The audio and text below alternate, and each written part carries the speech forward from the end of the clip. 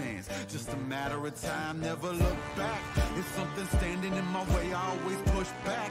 If something seemed impossible, I never took that. Nah, cause now I know better.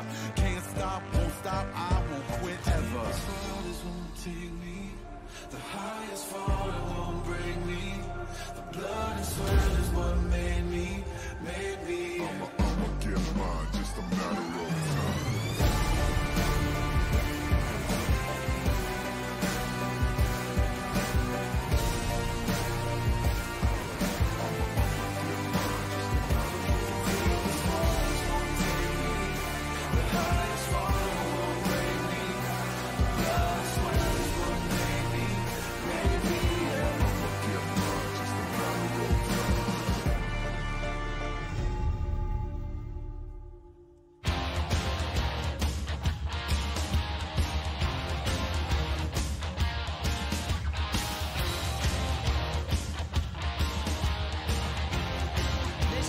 Welcome back, guys, to the LCK. This is Joel with the translations for Dangun and Bito as they do their post-match analysis.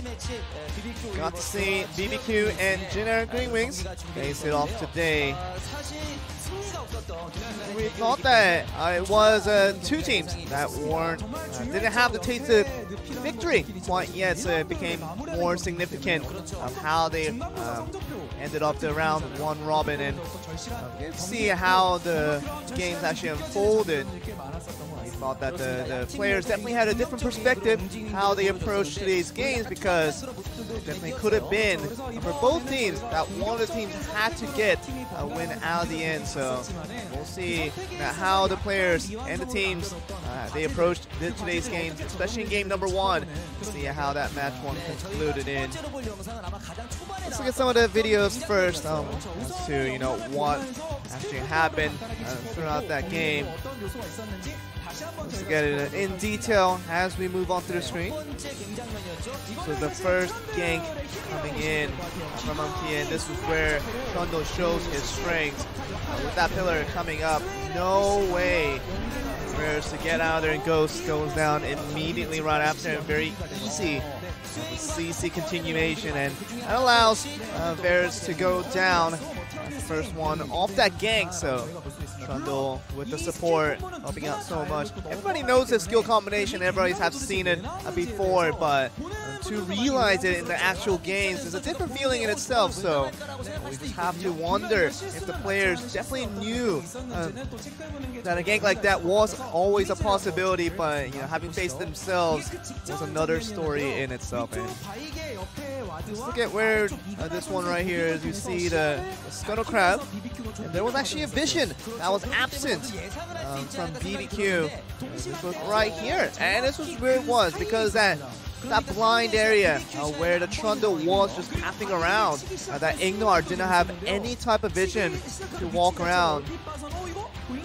And we thought that just right along the mix, it seemed as that BBQ, there's nothing really obvious for Ignar to, or even the rest of the BBQ to give out a hint that Trundle would have been there. Just a little pixels here and there, but not enough of a hint for them to know that a gank was going to be on its way. All these little differences, these subtle differences that BBQ did not have to their favor, allowed them to lose out in that gank.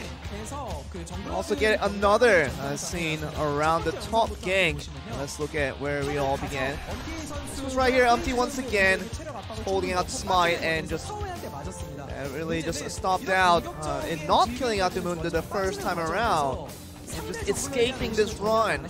We saw that Bono was on his way to come up with his own Smite and try to get the kill, and definitely does get it with that Q at the end, just going through that pillar. And that movement was once again just a vision difference that did come through, and we actually saw that once that Trundle came in pretty aggressively toward that top gank, definitely BBQ knew how to counter against that, and Bono was definitely on his way trying to get the kill on the other end. And really was about the warding placement that was important for a lot of these players, because the lack of vision that allowed them to not spawn out where they exactly were, because this was another situation here. And this was, we thought that Bono, and maybe he was just looking towards Darius a little bit too much that that Trundle was kind of out of Bono's side, and just keeping track of both champions would have been a difficult task for the BBQ jungler, but what we have to conclude is that, you know, as the jungler, you want to go for the ganks, but at the same time, you have to be aware of a possible counter gank that could come through. And that's something that came to the conclusion for these guys with Damlet and Bitdol on how the games all came to be. We'll also get to see, what the fans had to say to that, because it was an interesting game, number one. And let's look at how that won. And it was a close game. Really was a close matchup as we all expected, but it seems like Jin Air, the one that came out on top, was a little bit more calm in the key places and the key moments, and that's what allowed them to collect the victory today. And we talked about how we all concluded through the lack of vision, and also with very aggressive play style for both teams that had a pretty equal placement, but a one-line summary is a little bit more is what he's saying right here. So a little bit better, a little bit more in terms of vision, but everything that is a little bit more towards Jin Air in game number one is what got them the victory today. So that's a good one-line summary, guys, as far as I can tell. And that's going to be BBQ looking like they want to fight back in game number two, see what they can do. Not much opportunities left to get that first win on the board. And that's going to be it for me, and sending it back to you guys. Thank you very much, Joel. That was the first one-line summary that I've actually read and understood. The Korean lessons of pain. You're learning. Yeah, MVP is going to go to Umti, of course. His first blood was fantastic. Getting caught out by Bono, a bit of a problem towards the top side, but otherwise, it was a good performance. But I feel like Dungun and Bitdol were a little bit easy on BBQ, because that was not necessarily Jin Air winning. That was BBQ not looking like they wanted to win. And I think that was probably the big takeaway from us, is that BBQ in the draft execution and also in the game execution left a lot to be desired. But let's also be a bit glass half full and say that I think Jin Air came in with a plan of, well, on the red side, let's counterpick, let's try and run him over. And they did. And Umti deserves to be credited because he self-counterpicked and still was by far the better jungler. During Champ Side, during the build-up, we said this is a matchup that Umti as an aggressive jungler could look at him and say, I could take down Bono. I'm feeling confident. He was able to do so, so he definitely deserves the MVP for game number one. Oh yes, I completely agree. As you can see him right now, able to utilize the Subjugate, just cut down all of the members of BBQ that he wanted to, and that's the usefulness of displacement when Lamb's Respite is there. So on, utilizes the Apprehend very nicely. There we can see it again, helps cut down Crazy.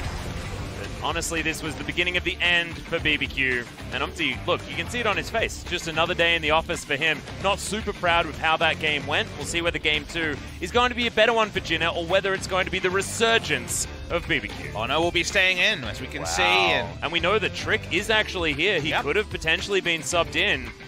But BBQ still thinking that Bono is going to outperform. Jin Air GreenWings players after the first game victory weren't smiling, weren't elated, even though they increased their win total by 50%. They know that only a match victory is going to be enough. Let's get to pick and ban.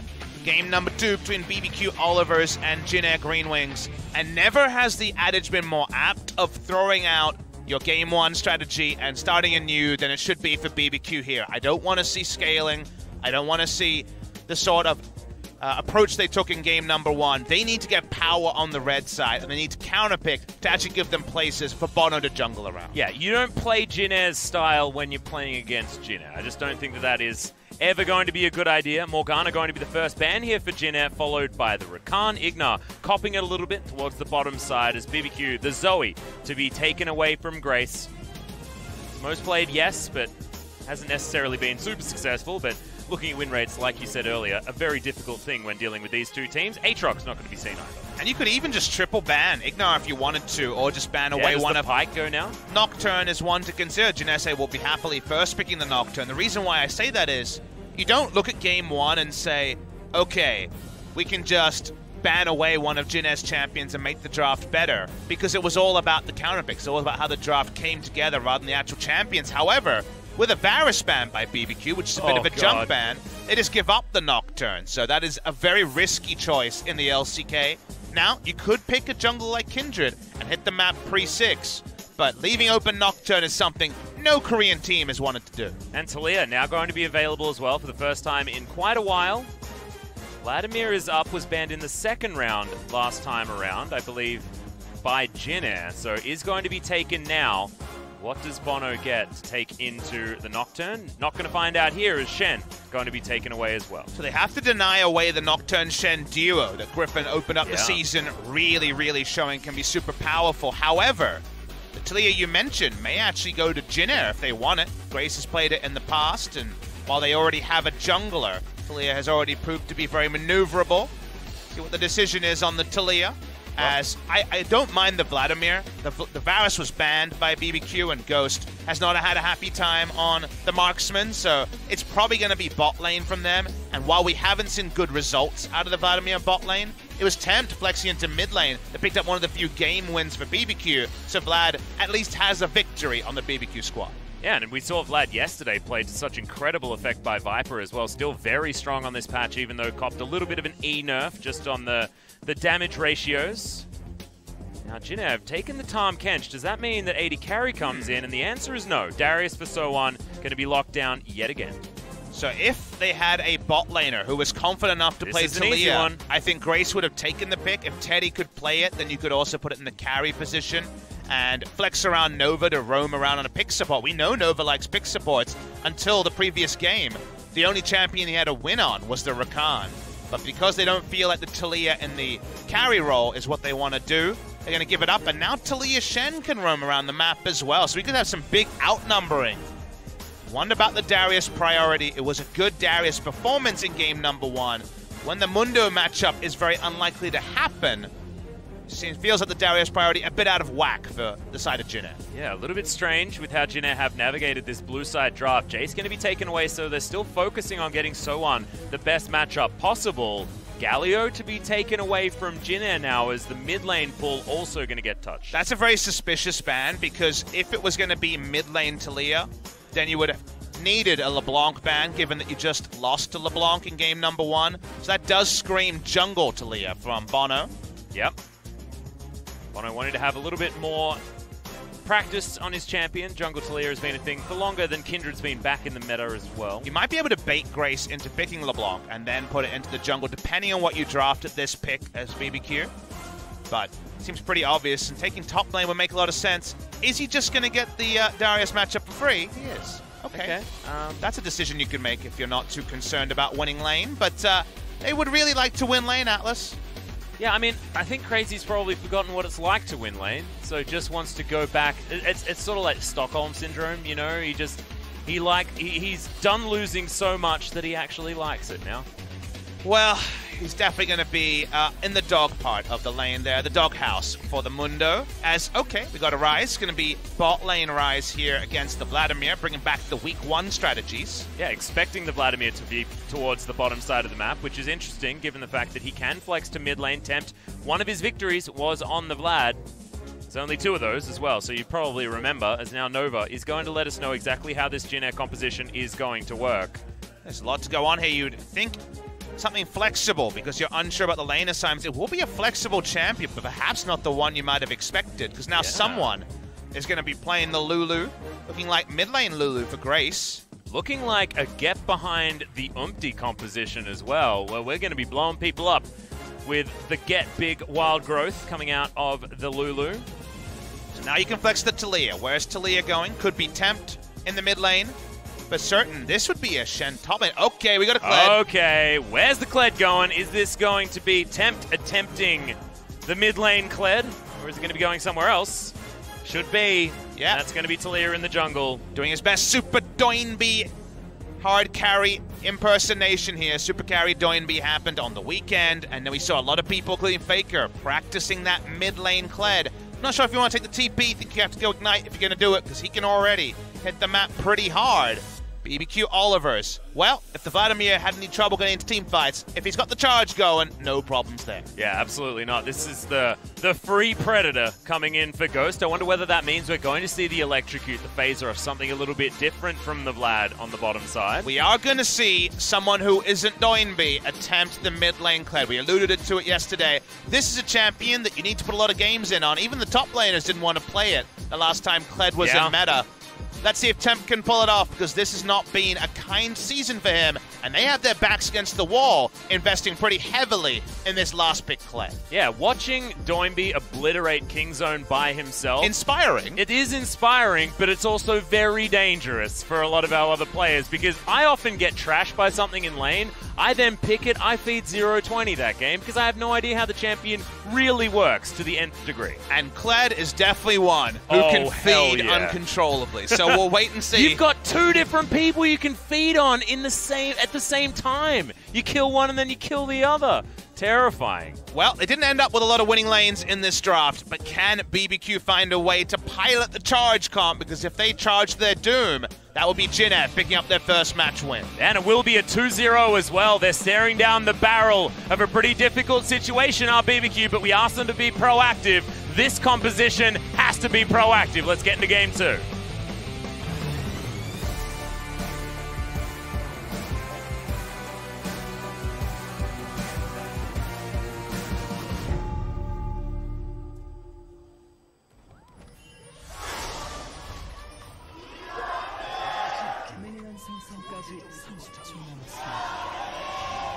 The Glad Plane fans are out in force as we get into game number 2. Ooh. An Ignar fan, though, in the audience here. It's a cute one, winking at us.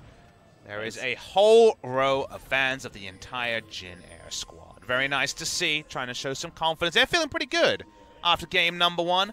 I was feeling pretty good about BBQ pulling off counter picks. Not convinced they really got any of them, Atlas, and that's yeah.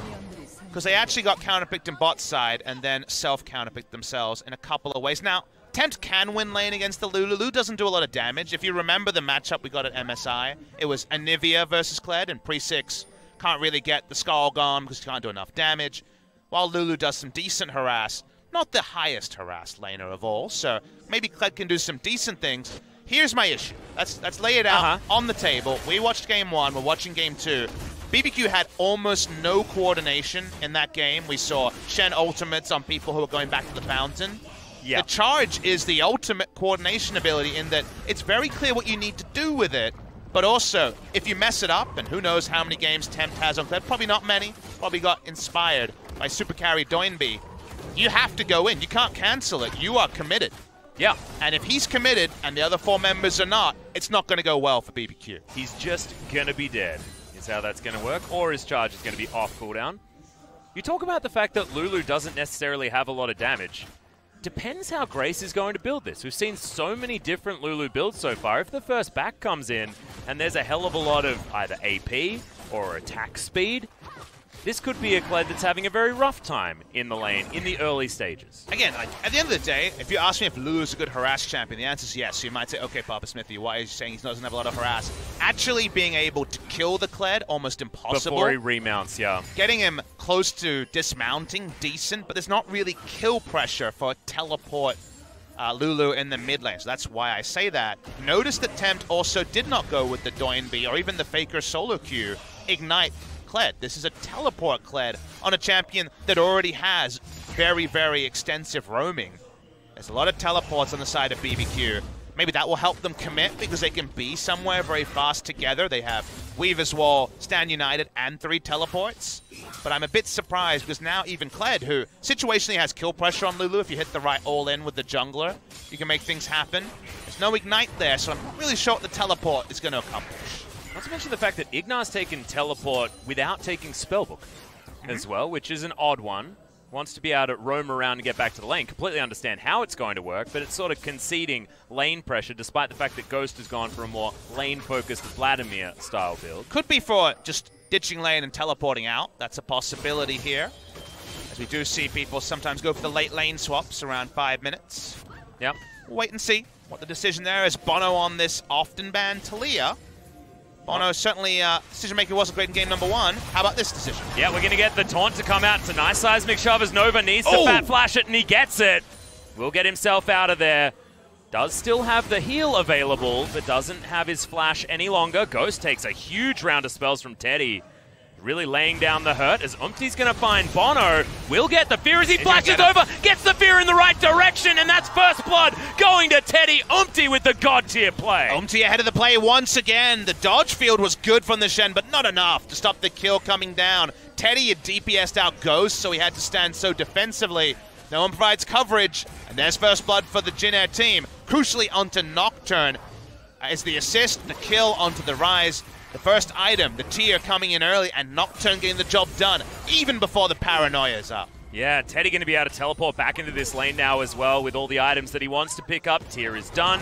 See what else he can get. Another Sapphire Crystal just to boost that Rise damage. Jin Air off to a great start. Very nice ward also. You're going to have priority in the Darius lane. We should, if you miss pick and ban, interestingly, Crazy did draft the Mundo into the Darius, so knew he was going to lose lane. Counter pick, yep. Very Dade-esque in that one, and I'm not sure if you want to be Dade-esque on a team that's 0-8. Yeah, I mean, we don't even know what Dade's doing at the moment, but I remember watching him on Masters 3 when he went over to the LPL, and it was not a great time. Look, there are a lot of people who don't know who Dade is, but I will always remember who my Dade is. Yeah, we know who our Dade is. You're my papa, and he's my Dade. Yeah.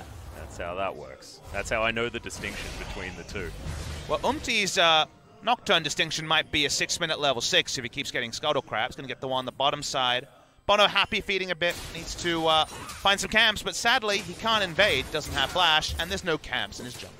Yeah, and we've got a 44 to 36 situation here in the mid lane as well, where Grace is farming things out quite nicely. Gone for a bit of a lane build here with the double ring into the book.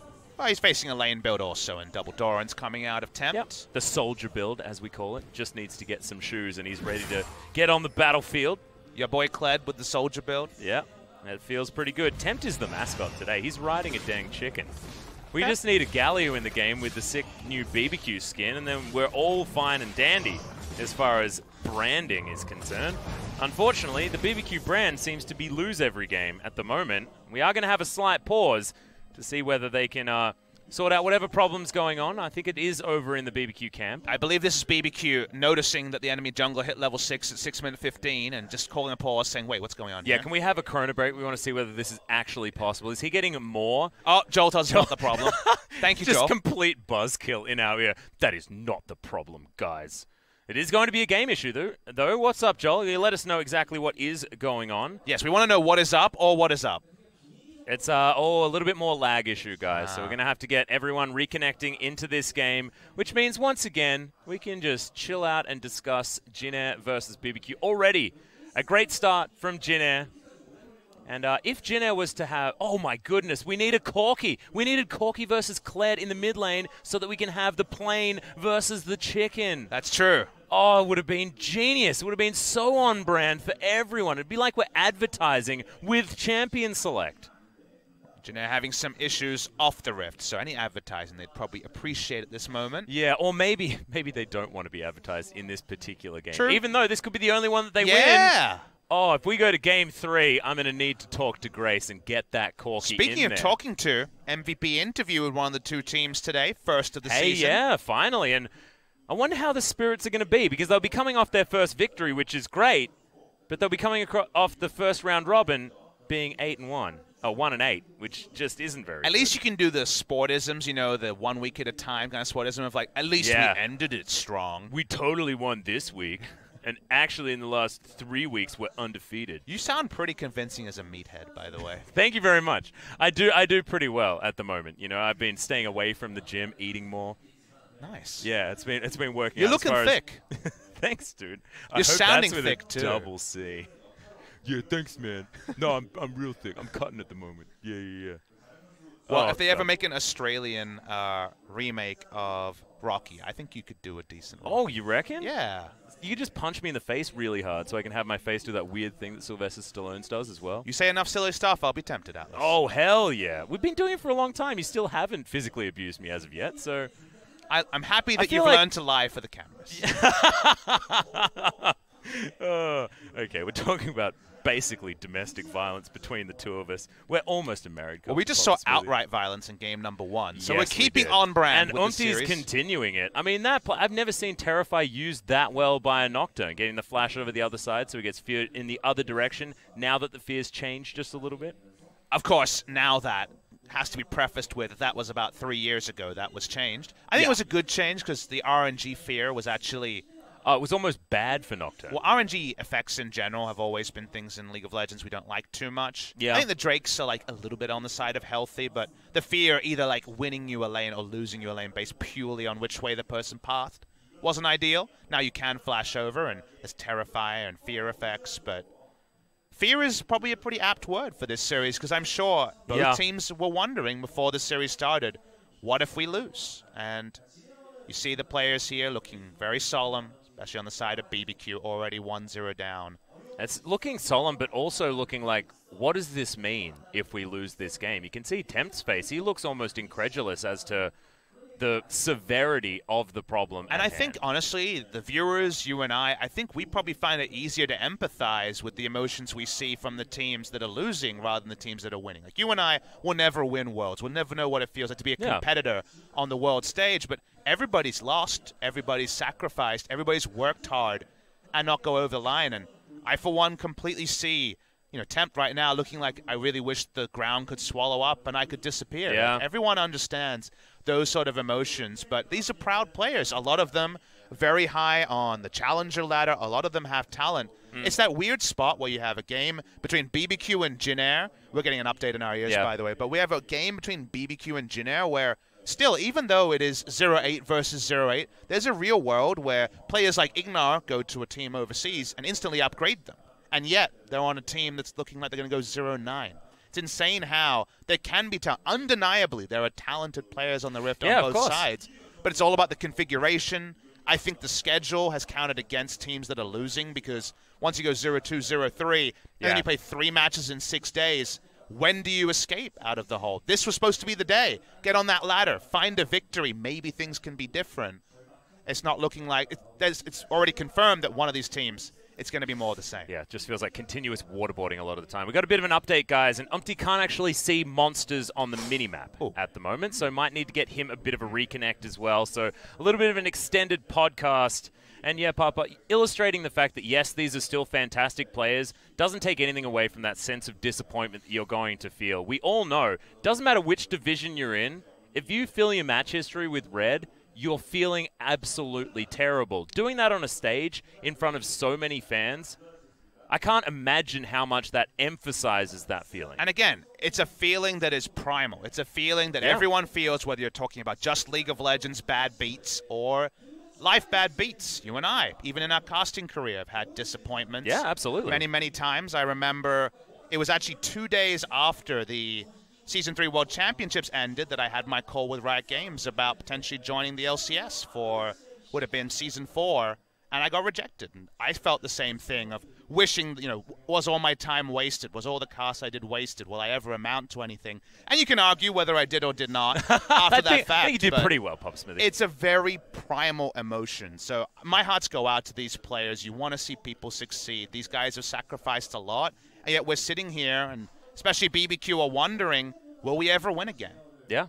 And we don't actually know the answer. We've never had a 0-18 team.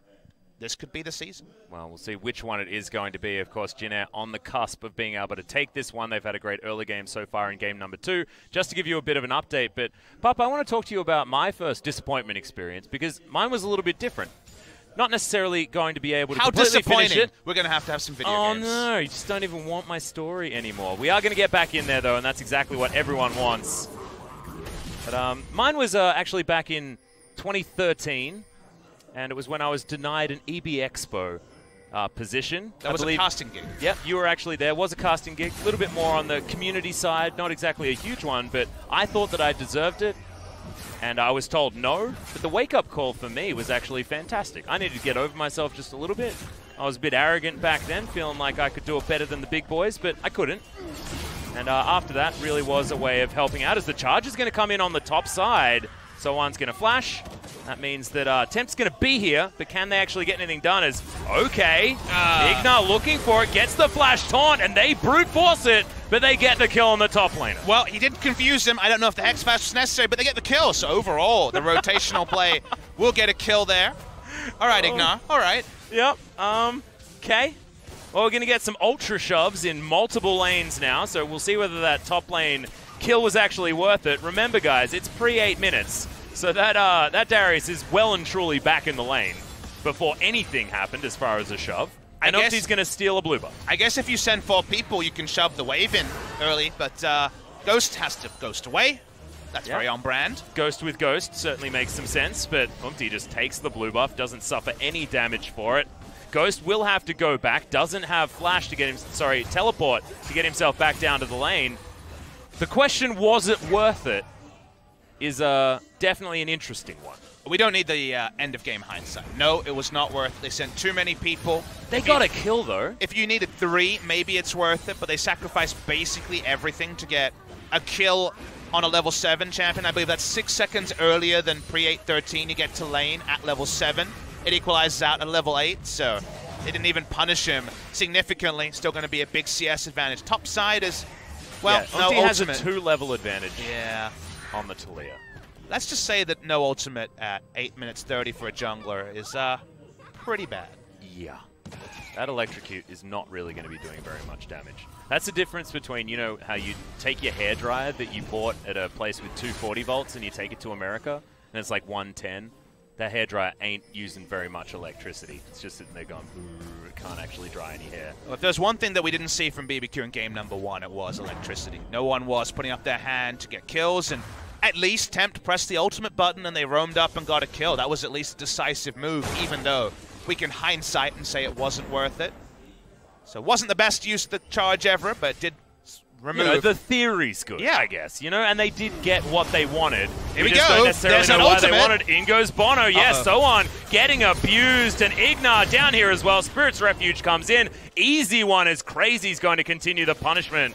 So on, 0-2-0 now, and they seem to have a plan. BBQ want to break open the top lane and get their advantages there. But they will not be able to win the turret race, already chunked down in bot lane, and Ghost will lose a lot of farm. If Ghost doesn't hit his items, the team fight is going to be pretty late, pretty delayed on the side of BBQ.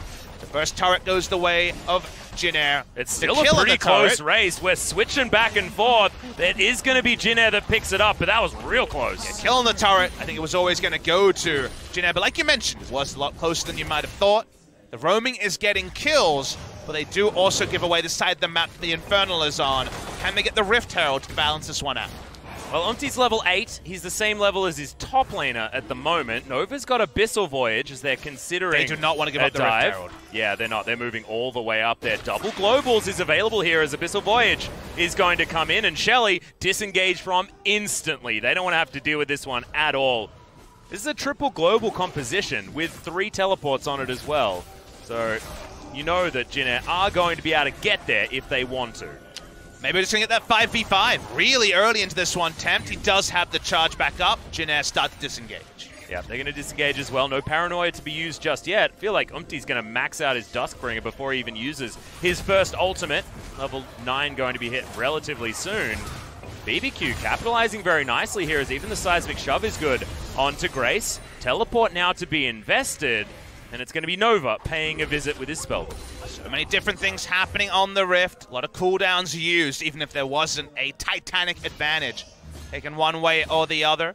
Jinair feeling confident to lead with their face. They know that Umti is very powerful at this moment in the game.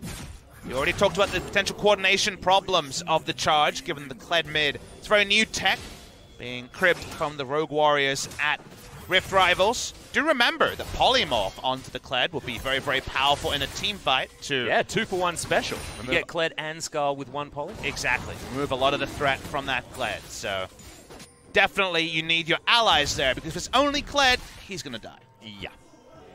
It certainly is. I wonder how the dismount works if you get polymorphed and then taken below the health threshold. I guess he still goes untargetable. Strange one. Haven't actually seen that interaction before. Hopefully we get one. Yeah.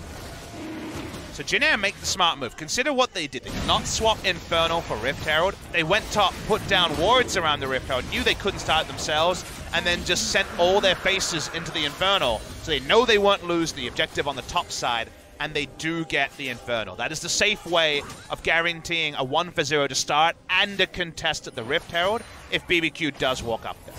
Well, BBQ are going to go back there as well and start it up once again. Bono, of course, does do a lot of damage to these big objectives. Feeling strong enough to face JAG. Yeah, in fact, no one's going to head over there, and it is going to be Jin Air giving it up in the end regardless. Early pings from the Nocturne bot side. We'll see if they can punish. Remember, the Mundo. Yeah, Paranoia is going to fly forward. Instant stopwatch comes down. Crazy doesn't want to miss the timing window this time, as we've got Stand United to come in, and Crazy lands the slow. But now Jin Air all pack it up and head towards this inner turret on the bottom side, but still have to disengage. A lot of tools up for Crazy. I think this was pretty speculative by the side of BBQ, and they get the Rift out. Of course, they'll instantly charge it and try to punish Jin Air for their rotation. Yeah.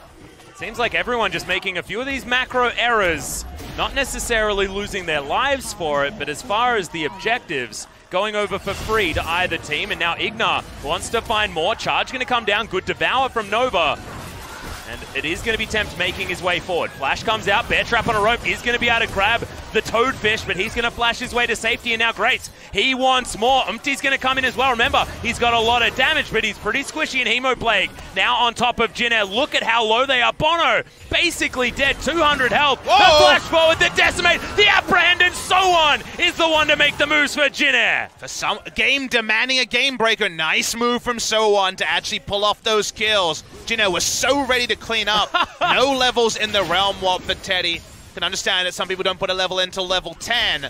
Teddy takes a couple of turret shots, but here's the minion wave. Here's an inner turret for the side of Jin Air. And here's nothing that Ghost can do about it as well, so wasting his time. They are going to be able to back away after this one. Another blue buff to be stolen away. It's been a few minutes since they've got any of those. Let's have a look at this one. Again, Tahm Kench value certainly high.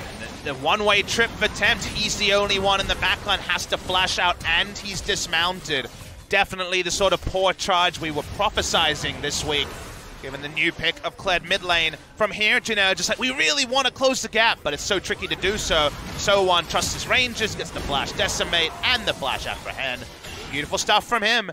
He's the one to separate the two teams, and execution, once again, better for Jin Air. And he was the one that copped all of the aggression in the early game as well, so getting that kill and the assist is actually a huge deal, considering the fact that he's still on CS parity with the Mundo, so now very even on gold, and they managed to get first turret as well, so the Darius should be able to start bullying in a side lane.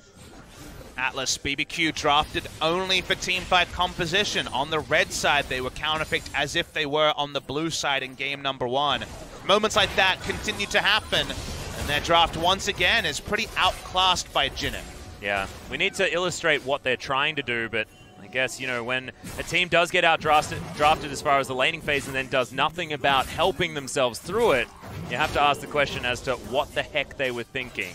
I think if you, my approach, and I've already established my bias on this, is go for the easy to execute win lane, win game, and don't have to deal with, well, communication wasn't on in game number 1, well, we made a couple of sidesteps in terms of macro. If you just win lane, win game, you warp the game, so whatever the enemy team does, there's areas of the map they can't go to, because damn, that Darius is huge, or an issue like that. Yeah. Instead, they're saying, all right, I'll start with the charge, and we'll combo it with this, and Ignar will have the timing this game. I know you couldn't do it game 1, but game 2, communication will be better.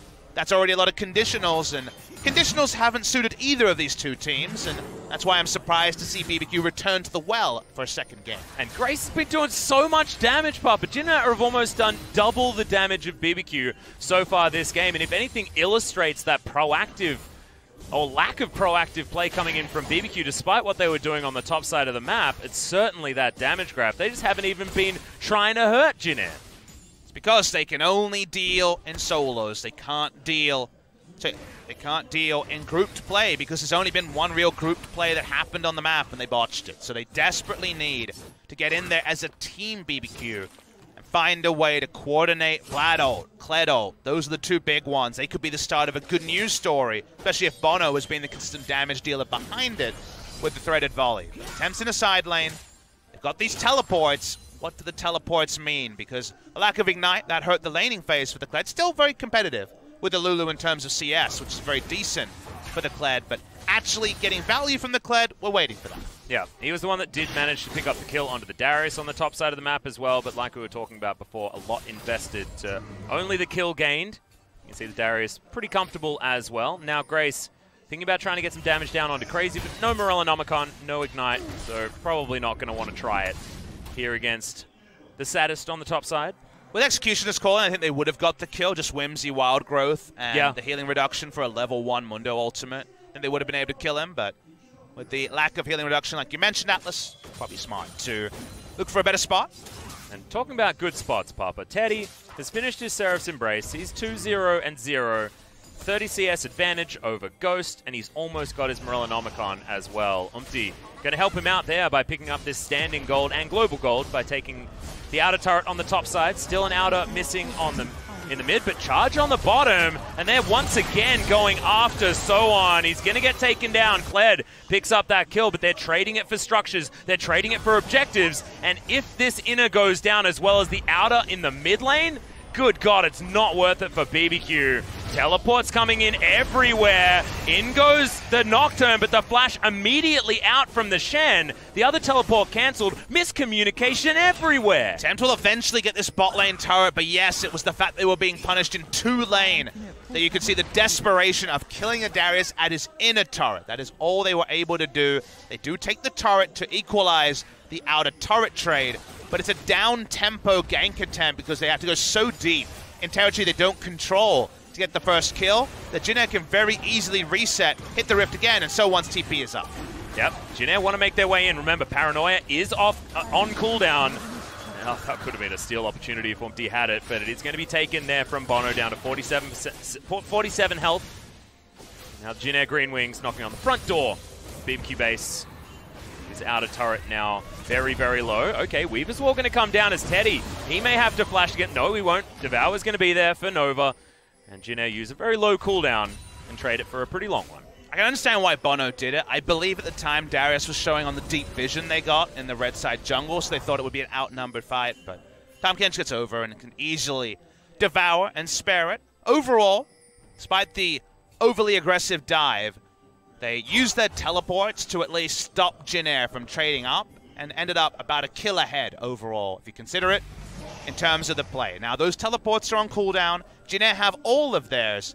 And let's see, with the shoe on the other foot, how Jin can use their summoner advantage. Yeah, and if Jin are going to win this, we want to see Jin actually improve, actually make changes, make adjustments, because they've had a lot of time off, looking at returning to the drawing board, figuring everything out.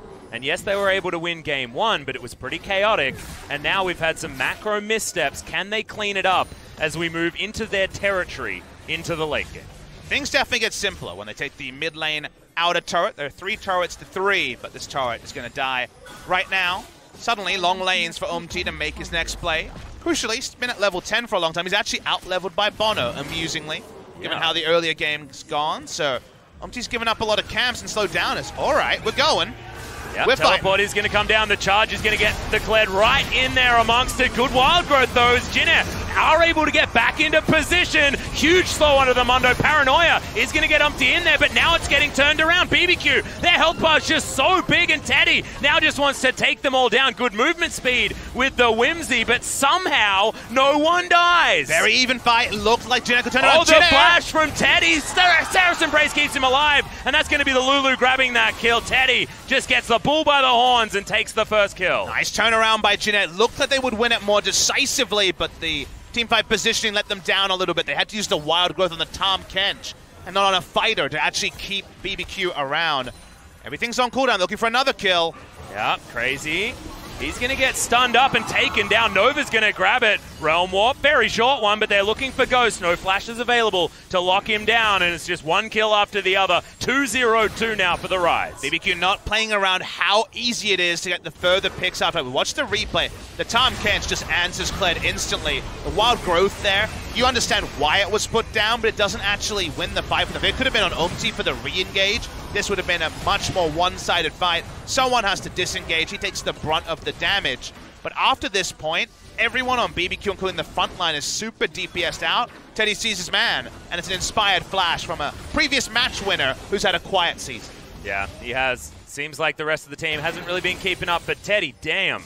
Especially this series has been doing very, very well. His Swain in game number 1 was also good. As a very notable marksman player in Teddy, the Rise is looking fantastic in this game. It's Grace, the quiet achiever, though. The Lulu just doing heaps of work as far as getting that consistent damage done in these fights. Compositional answer to the Kled. Team fight from the Kled. Again, an all-in they hard committed on. At least BBQ are committing. But unable to actually profit from. Now the Baron setup is here. Troll War is going to be very swiftly deleted. Now that Umti has the finish on the Duskblade of Drakthar. Jin posturing around the Baron. They don't really have a tank, so taking the Baron in any sort of sneaky fashion is pretty tricky. Yeah, a few shields available here and there. You know, Grace able to throw a Whimsy on, and Nova could potentially tank for some period of time, but I see what you mean. It's a difficult proposition here for Jin. They want to be utilizing their global advantage, though, with no one on the bottom side of the map, because they've got so many global abilities, so many teleports, so much gives them freedom to move away from the Baron pit and be there in a moment's notice. At the highest level, if you look at an enemy comp and try to work out the chance they take Baron, it's basically, the equation should be, how boned is the enemy team going to be if they have to turn? And if you have no tank, that's the issue, is everyone's at half health, and then you just get real aced. boned, yeah. So that's the kind of thing you have to consider, is how safely, do they have a Mundo to disregard the damage from the Baron and turn? The answer is no. They have a Darius, they have a Tahm Kench. So in that kind of a way, BBQ should be a little bit more hesitant. They know the enemy team has great pick CC if they do get caught face checking, and they know the enemy team is going to take it a bit slower when it comes to Baron pace, so they can be a bit slower in their own face checking, confident that Jin aren't going to rush it down. Yeah, good vision available here as well from BBQ, so despite the fact that Jin do know relatively well where BBQ are, it's the same can be said for this BBQ roster, as Troll Ward going to be taken out here as Teddy moves himself up. Doesn't want to get himself into Flash Taunt range, but there's only a Hexa Flash available here, as he is going to answer back. The Q's really starting to do work, given the fact that Teddy's very close to his Rabbiton's Deathcap third item. New school build from the Rises. We very rarely see the Rod of Ages because the game pace has gotten so much quicker, so Tyr into a very fast Ceres to charge it up and get the shield for utility. It's usually a second item, Shirelia's Omura and Nemicon for different types of utility, and then from there, just pure AP.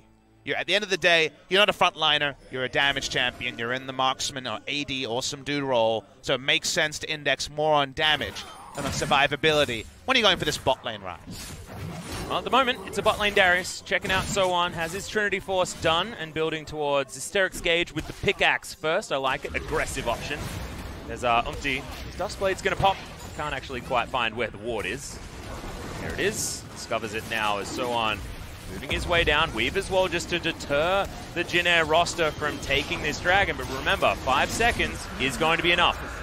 Talia takes that one down. Realm Warp, not going to get Umti in there, but he wants to be back so he can use the Paranoia. Charge defensively, just to clear out this minion wave and save the inner turret. Good work from BBQ, taking something for nothing. Yeah, overall nice trade for BBQ. Like you mentioned, 2 ultimates for an Infernal. Not even any turret damage because of the respect the charge will draw.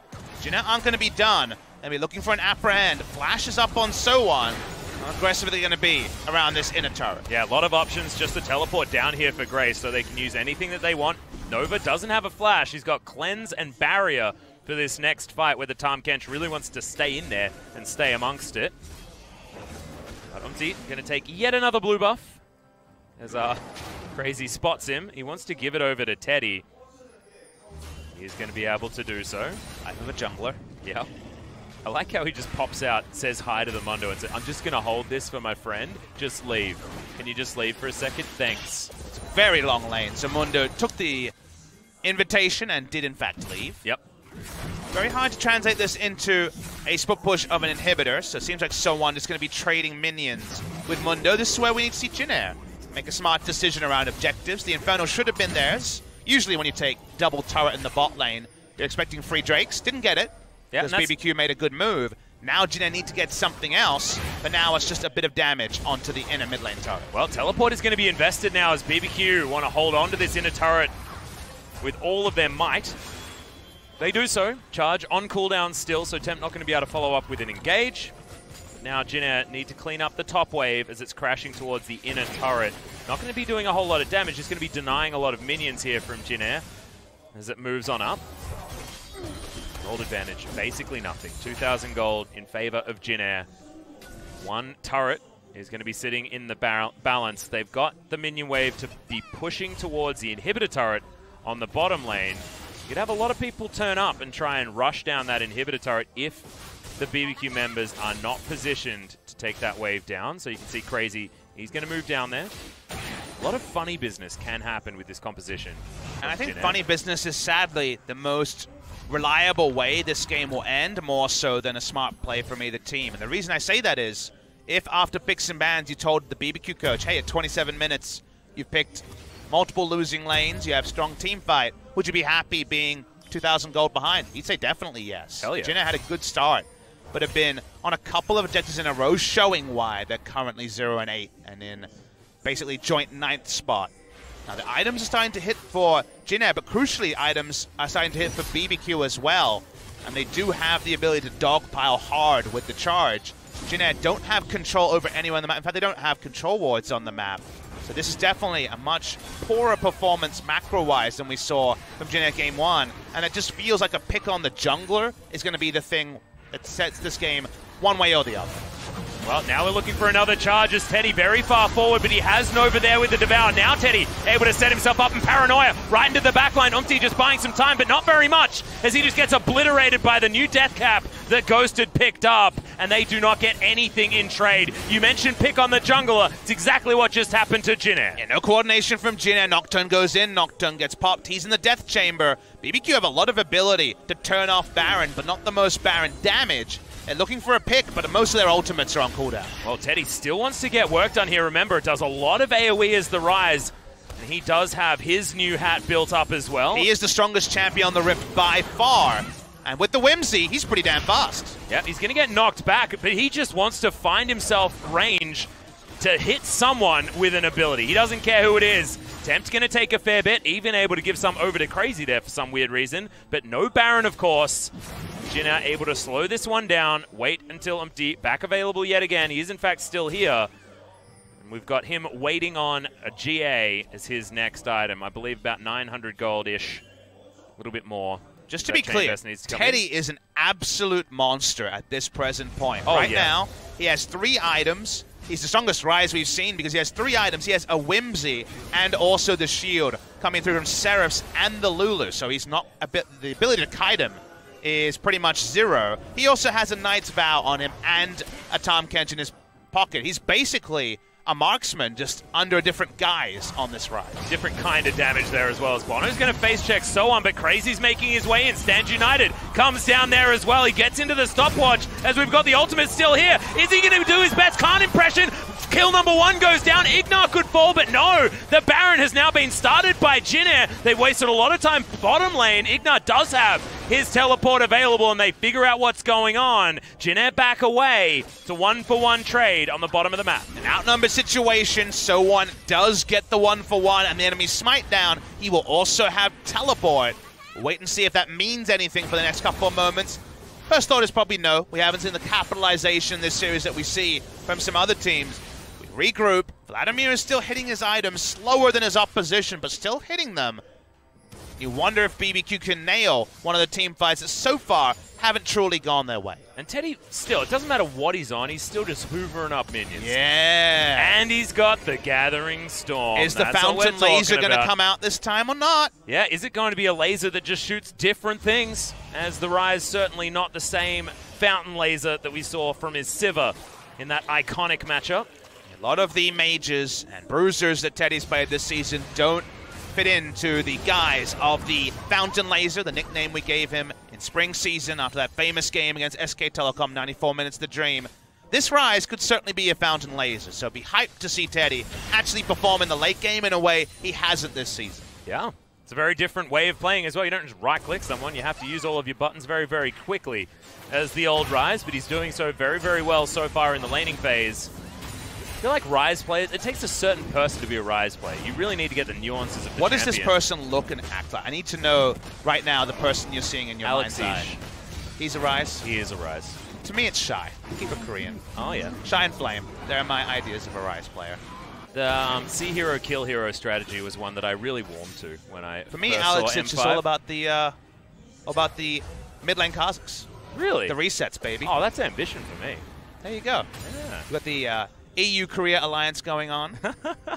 I'll take the Korean for the champion choice. There we go. I mean, Korea very often looked at what EU was doing and then basically tried to improve on it. The week 1 to week 2 Yeah. Korea jump at Worlds that we saw so many times. It was a really exciting time there as the Vow has to be used to get Songwon out of danger. Sorry, Sowon. Songwon was playing yesterday. BBQ once again going to be able to get vision supremacy around this Baron. The Do-Si-Do once again going to continue. So we're just trading vision one way or another. That gold lead has not really changed. In fact, it's smaller. That one pick onto Umti going to go in favor of BBQ. But right now, game slowing down. You have to feel that BBQ very happy with how this one's going. Dang, it's dark on this map for Jin Air. That's before there's any paranoia used. Sanguine Pool now on cooldown. Ghost does have Hemo Plague. Just can't get the engage that he wants necessarily. Again, Teddy is basically a raid boss. Finding a way to kill him is absolutely what you need to do as BBQ Olivers. He's happy to frontline. This is a jug of Rise. Yep, the charge going to come down. Nova very easily just going to flash, as well as the Devour and get Teddy out of the way. Still a lot of movement speed on the map here as Sowon. He's headed down towards the bottom side. He wants split push. He's had enough. Doesn't want to go for any of this weird team fighting nonsense. He's just going to try and take down the bottom inhibitor turret. Nova got more scared than his teammate. I don't think he needed to flash out at all because there were so many shields, full health on the Rise. If you hear that trumpet, though, I mean, it's pretty scary. Well, I'm waiting for another scary sound. Oh, God, has to use the stopwatch to keep himself alive. That last Q, like that one, is going to kill him. Just prolonging the inevitable. And now Teddy, look at how fast he's running to get underneath this inner turret. They ran out of minions. They should run to Baron. Baron. They've got their way in. Exactly right. A pick on a jungler. Could it be any simpler, Atlas? I don't know. We'll see. We've seen some very weird stuff so far today, Papa Smithy, when it comes to proactive plays. But the Purple Worm has been engaged. And they've got a hell of a lot of damage. BBQ, can they get a steal without a smite as Ignar? He's just doing some weird stuff. They're giving this one up, and the Purple Worm goes down. Jin Air, finally, with their way into this game. Got the double smite, so confident to go in. Ends up being Nova that picks it up. Just using the spell book to jump over to the smite. It was double smite in the end. Yes, sorry, I didn't pick it up, Papa. Thank you for that. And what did I say? A pick onto the jungler and a Baron. We knew it was going to go that way. Unfortunately, when it is the quality of 9th versus 10th, it's so often going to go that way. They got the pick onto Bono frontlining. 0, 5, and 5. Maybe trick next time, BBQ, as just too much damage on the Rise. And I feel like desperation looks like different things from different teams, Papa. You see KT, when they're desperate, they're making ludicrous plays all across the map. Sometimes you got a team, when they look desperate, they do nothing because they're so scared of making a mistake. That wasn't Jin Air this time around. They made the proactive play. They got the pick onto Bono, and now BBQ. This could be the mental collapse time like we saw in game number 1. Can they turn it around and actually find themselves a pick? Because we're at a time of the game where BBQ are going to be happy. 3 items on the Mundo, pretty difficult to kill. 3 items now on the Vladimir. He does a whole lot of work, and Tempter's got 3 at the same time. This could be a good moment for BBQ to find a fight if they can kill Teddy. But we're literally getting a metaphor for all of Jin Air. It's Teddy at the front. It's Teddy with the shield. It's Teddy frontlining as Rise carry. And he's not going to worry about this either. Yep, that's another Devour in trade of a charge. And as far as cooldown numbers are concerned, you'll take that one as a Jin Air fan. Teddy, you can see these crits. They're really tearing through the minions. If anyone gets hit by that, we saw Bono took 2 rotations and he was dead. Okay, so one's going to get in here as well as, Ghost. He's just going to get engaged on. Sanguine Pool has to be used. Hemo Plague onto 2 members. Apprehend. That's a very dead Vladimir. He's a huge part of this team fight as well as he looks dumbfounded. Jin Air just going to try and break open this base. Teddy flashing for whichever kills he can. Man, he's a shark. He can smell blood in this water, and he's tearing BBQ apart. It seems like Jin Air going to get that first big victory. Only one team could come away, and a 2-0 means so much for the side of Jin Air. The speed up, the shields, everything on Teddy. Yeah, the momentum as well in this game feels like it's really hit a different level for Jin Air as Teddy rips through crazy. You're a tank? I don't think so. Not to this Rise. Inhibitor falls in the mid lane. It'll go down easily on the bottom side as well as who cares about the health bars of anyone else? You look at Teddy right now, you see whether he's dying. If he's not, Jin Air are winning this game. Looking for the finish here. BBQ once again watching Jin Air take everything. Yep, that Weaver's Wall is only going to stop BBQ from defending their Nexus. That integrate move is finally Tempt is going to jump in, but Teddy, look at how safe he is. Seismic Shove does basically nothing. BBQ just losing health bar all over the place. Ghost dives into the backline, but who cares? Umti just tears apart the Nexus. 2-0 for Jin Air. They're not going defeated this season, but a different story for BBQ. Only one team can come away with the victory. It's going to be the Glad plane today for Jin Air GreenWings, and for once it's the late game insurance of Teddy that actually gets them that first victory. Before the season started, you would have known that if Jin Air win, it's usually through Teddy. We wouldn't have known it would be through the Rise. It's a different look, but boy did he perform. And that's the difference between Jin Air and BBQ, is that Jin Air in Game 2 did have a carry. They could put all the eggs in, give him all the shields, the speed up, make it all about Teddy. While he brings you the victory, he's the royalty for Jin Air GreenWings. Yeah, and he made it look so damn good as well. I think that was the most hard carry performance by a Rise that we've seen so far this season. Absolutely fantastic stuff coming out from Jin Air, going back to a tried and true style. Get behind the Teddy has been something they've been able to do, but Teddy changing up that style, playing full frontline with this Rise. It was like watching a Juggermore composition or something like that. Jugger Rise, baby. Yeah, Jugger Rise. The wizard of the frontline, tanking things up, wearing his sweet hat and tearing people down with his 6 spells. I like it. I like the answers that we saw from Jin Air against the Kled as well. Maybe we'll see those rolled in again, as the Tom Kench every time was just like, okay, you initiated on the Rise. The positioning from Teddy, remember, is a counter to Kled also, because Kled dives in, Rise has huge shields, and the Tom Kench gets instantly single target removed, and Kled ultimate is on cooldown. This is a team trying to do what we saw from Rogue Warriors, trying to turn it around in a couple of days. But that wasn't a Rogue Warriors cheese strat. That was the premium stuff for Rogue Warriors they've been putting together for a very long time. For BBQ, it was something new. But unfortunately, it's back to the losing. They finished the first round robin 0-9. Yeah, and I'm pretty sure Teddy did more damage than their 3 top damage dealers combined. Missed out by about 100 damage there, so just despicable stuff from the Rise. No one able to out-damage the Nocturne.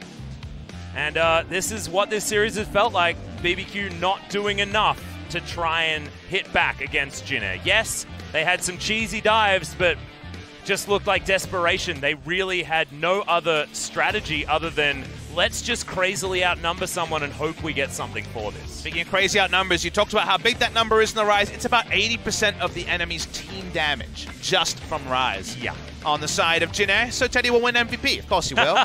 Well, he was the one making all of the proactive plays here for Jin Air, and of course, he's going to pick that one up, his second for the season. And when you've only won 3 games, you can tell exactly who the MVP for Jin Air is, just in general, as Teddy's picked up 66%. I watched from the start of the game where Umti again on the front foot made a nice move. This was the kill onto Bono. Teddy was the one to pick it up, and from there, every team fight, it was the same. Live or replay, you might ask in Twitch chat, because every time Kled went in, Tom Kench ate the Rise, and Rise turned around, stood and delivered, and he had plenty of items to stand and deliver, and BBQ just felt the brunt of Teddy's madness every time. And you can see Teddy just understands when the cooldowns are up and available as well. You can see there, he had a low health bar, but knew there just weren't the threats that there were at the beginning of that fight, where he had to play respectfully. This realm walk was a little bit of a short-handed one. This positioning from Bono was not respectful enough. He's the one with the smite. He can't walk up as 0-4 Talia to the Rise, who has free farmed and also gotten some nice kills. That's what got them the Baron, and from there, Jin Air could close this one out. Yeah, Teddy ignoring all the damage as well with that Seraphs available to him. They moved over to the Baron, like you say, and it was all she wrote. From that point onwards, it was some slow play in the middle. It was definitely a Jin Air game at the middle, but you know that if Jin Air make it to a late game scenario, it is this man, the man on your screen right now, that they have always relied on. And it's great to see him standing up to the task yet again. So, for the first time this season, we're going to get the MVP interview with Umti and Teddy. So take it away, Joel. Thank you very much, guys. This is Joel, and it's a great pleasure and honor to do the translations for the Glad Plane interview. We're here with Jin Air GreenWings, finally picking up a win of the season. It's the first time in this interview booth, and we're going to talk with Umti and Teddy for the interview translation. Of course, not the happiest faces in the world, but they still do pick up a victory. Umti, anything like to say? You look really down. I really try to be bright at most times, but it's been really tough in recent days, and personally, I've been having tough times as well, so it's been tough times for sure. Teddy, I mean, you look just as down as he is. How was that game overall? Especially having to go through such a tough phase, having losing so much. We played well, but never really got the win, so it was kind of disappointing to the fact that the scoreline shows that we were the worst team out most of the time. Of course, you guys always probably were thinking that you have to work harder to get the win, and it seems like an obvious thing, but what else do you think, especially because on this, especially the big change that you guys needed to finally get this win, and something that really was needed for the better run of Jin-Air. I can't really say attempt is the best word for it, because we never really thought that attempting is not really enough unless you get the win, and losing, it doesn't really matter because you have to find the answer that provides you with the win, and we try many things, but in the result, in the conclusion, the thing is that we just never play better than the opposition at all times. So we didn't matter that what competition we picked, what picks and bans we did, we had to get the win. That was the most important thing. And of course, with Teddy, when he has to be the one to step up, he definitely just goes all out and really turns up for just so righteous for the event, and especially with that Rise that you picked up today. I think out of the ADCs out there in LCK, I'm one of the better Rise players out there. And you do talked about the very FLICKR movements of the junglers of both teams, actually, from both of those games. And did you feel like the importance of junglers is definitely up there?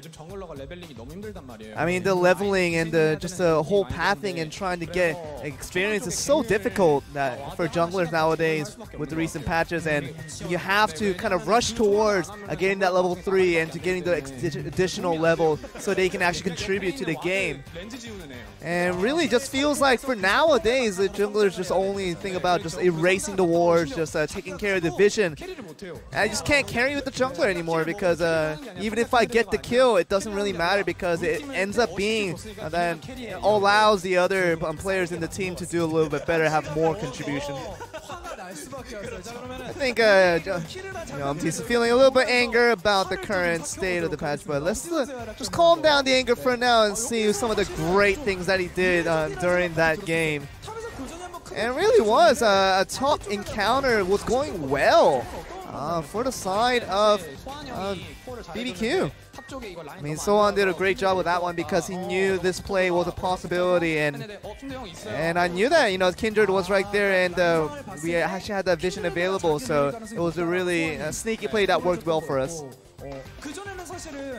And of course, a little bit before that, and you guys had a tough time, especially with Kindred. You guys had to probably concentrate a little bit more, knowing that you picked the Kindred this time around.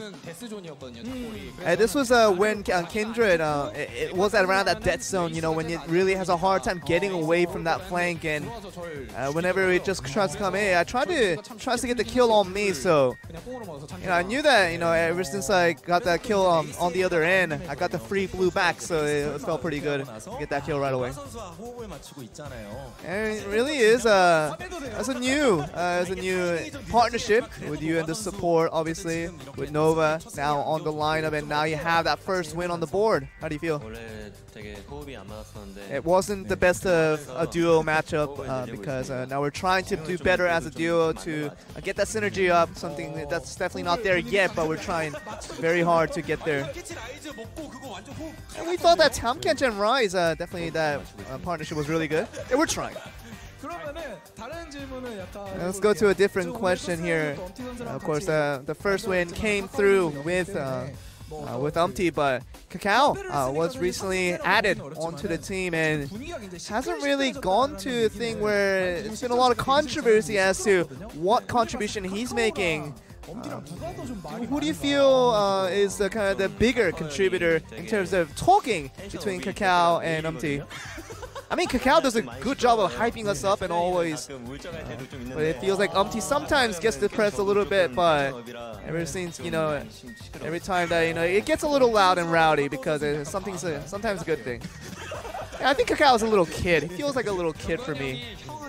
And he's an older brother of mine, but it feels like just a friend, someone that has just around the same age as me. And I haven't really seen a type of maturity of Kakao where I could admire that and maybe follow up to that, look up to it. But other than that, you know, he's a great guy. Of course, being mature is a great part of being a player here. And we have to look at another video where we can have another interesting topic to discuss here. And this was a team fight where we thought that the upturn going in was seemingly a bad choice for UMT to go in. There was a situation there, but and this was right around, just a chase coming in from Teddy, just ADC in the front line, working out there. Do you feel like you can do that because of the Tom Kench? Well, the Tom Kench is always an insurance, and that security that's always there, so it allows me to play more aggressive there. Everything really is about Teddy in the terms of composition. I mean, Teddy was a little bit angry.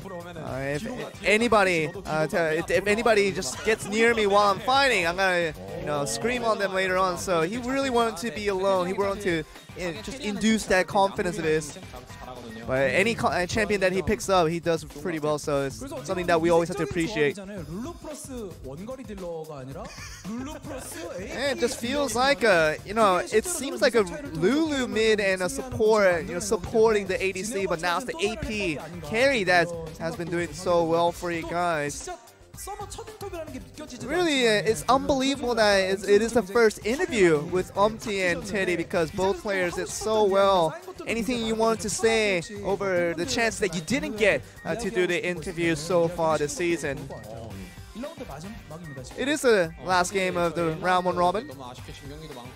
We had close ones that we lost out, so it's very disappointing for that, but at the same time, we have the second round robin left for us, so we're going to try to do better to get a lot more wins. And of course, regardless of what teams did better on the day, but it just feels like the fans were definitely right there. And of course, with the family that's been there, has been the #1 fan for you guys. Would you like to say anything? Of course, as a team representative, you just say to all the parents out there. We thank you for cheering for us, even if we always lost, and we're going to try to become a winning team in the second round robin. Of course, a bit awkward to say that for the side of Teddy with the parents on board. Want to tell them good things, but I'm sure that's the best thing you could tell them for the time being. But with UMT, as he said, this is the first win, but many more are hopeful for Jin and GreenWings as they ride the campaign tonight. We're going to send it back to you guys for the rest of the segment. Thank you very much, Joel. Great to hear from Teddy and UMT. Finally, Jin and GreenWings are able to come away with a victory, but unfortunately, we're not going to hear from BBQ Olivers, and we may not for quite some time. There's always winners and losers in sport, but in this battle between two teams without a win, Jin Air will have that little renaissance. They'll feel like perhaps the next match for them will be a winnable one. For BBQ, just like there's always good news stories, it's a bad news story. They do end the first round robin 0-9. And honestly, on a performance like that, very little to transfer to your next game. Maybe Trick comes back, but it's not anything. There's no one person who comes away kind of unblemished from the loss. I thought it was pretty poor from BBQ. We'll leave that to one side for now. MVP versus Kingzone. We'll see if MVP can extend the losing streak of the Rift Rivals teams. Because remember, until now, if you went to Rift Rivals, you've not even won a game. Yeah, it's 0-4 right now. Could be 0-6 if MVP are able to upset. However, if Kingzone are able to win this, they go up to 7 wins, equal with Griffin. Griffin then have to face off against another 6-win team in Gen G. We could have a 3-way tie at the top, going all the way back to game score. However, guys, with a 2-0, it is going to be quite a wait for that Kingzone versus MVP series. So about 50 minutes and we'll be back. But guys, thank you so much for watching this particular series. Go get yourself something to eat, do whatever you like, and we'll see you after for a cracker of a series between MVP and Kingzone.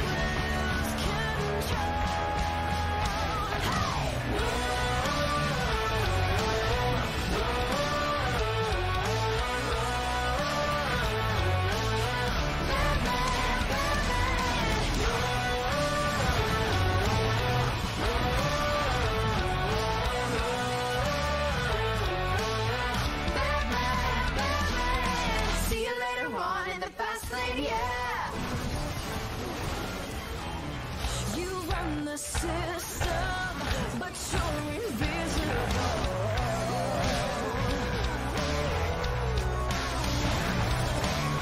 You're on a mission to take the city on.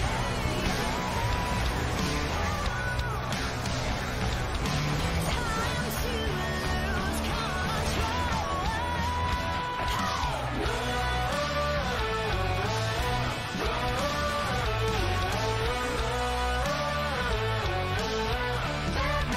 to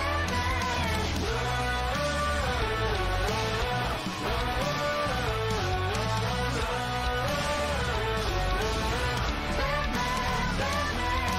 See you later on in the fast lane, yeah. I knew you were Batman. Oh, I knew it. Coming up next,